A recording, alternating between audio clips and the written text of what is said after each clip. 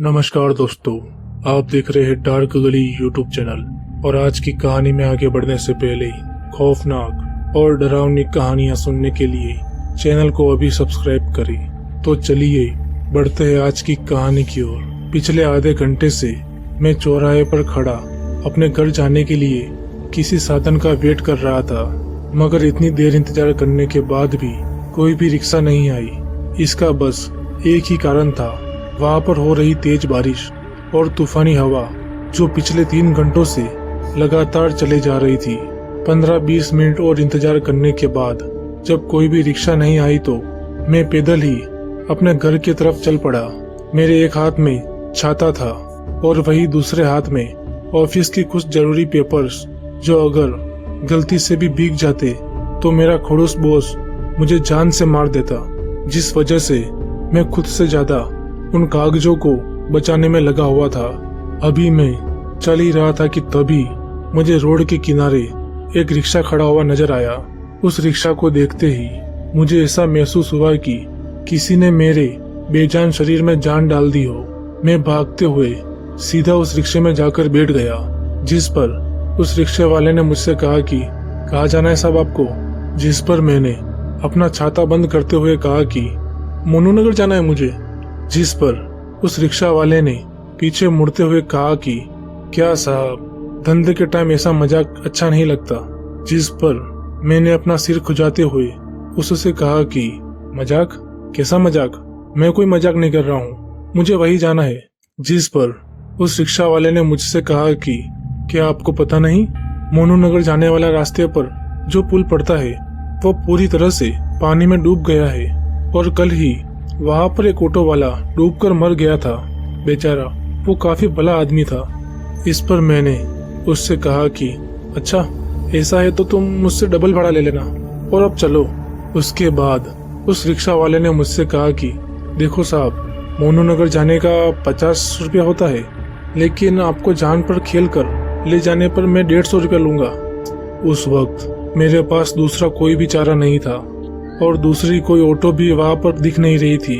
लिहाजन मैंने उस रिक्शा वाले को हाँ बोल दिया, यह सोचकर कि भले ही पैसे ज्यादा लगे लेकिन मैं कम से कम अपने घर तो पहुँच जाऊंगा।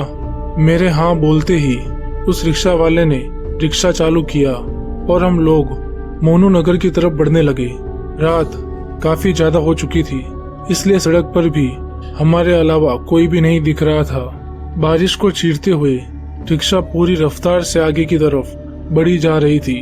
अभी मैं अपनी सीट पर बैठा हुआ आगे की तरफ देख ही रहा था कि तभी मुझे याद आया कि वो रिक्शा वाला मुझे कुछ बता रहा था, जिसका जिक्र करते हुए मैंने उस रिक्शा वाले से कहा कि अच्छा, तुम कुछ बता रहे थे कि कोई ऑटो वाला पुल से नीचे गिर गया। तो इस पर उसने मुझसे कहा कि हाँ, कल की बात है।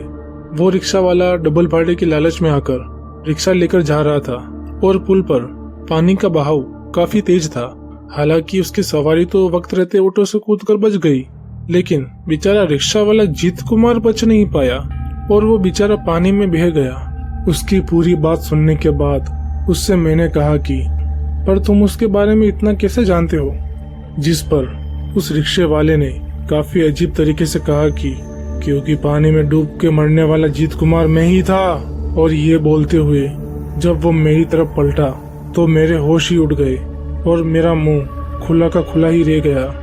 दरअसल उस रिक्शे वाले का चेहरा पूरी तरह से फुला हुआ था और उसके सिर पर काफी बड़ा और गहरा चोट का निशान भी था, जैसे उसका सिर किसी पत्थर से टकराया हो। और हैरानी की बात यह थी कि उस रिक्शा वाले के कपड़े अपने आप ही गीले होने लगे थे। मैं कुछ भी समझ नहीं पा रहा था कि अब मुझे क्या करना चाहिए। ना सिर्फ मैं डरा हुआ था, और अब मेरे दिमाग ने भी काम करना बंद कर दिया था। तभी मैंने बिना कुछ सोचे समझे अपनी जान की परवाह किए बिना ही चलती हुई रिक्शा से छलांग लगा दी और मेरी आंखें कब बंद हो गई मुझे पता ही नहीं चला। जब मेरी आंख खुली तो मैं रोड के किनारे पड़ा हुआ था, मगर आसपास ना तो वो रिक्शा वाला दिख रहा था और ना ही उसकी रिक्शा। तो इस तरह मैंने अपनी जान बचाई। लेकिन कहते हैं कि बरसात के मौसम में आज भी वो रिक्शा वाला वहां पर मौजूद होता है और अपनी सवारी का इंतजार करता है, और जो कोई भी उसकी रिक्शा में बैठता है उसकी लाश अगले दिन उसी पुल के नीचे मिलती है। तो दोस्तों, आज की कहानी में बस इतना ही। अगर ये कहानी आपको अच्छी लगी हो तो वीडियो को लाइक करें और चैनल को अभी सब्सक्राइब करें।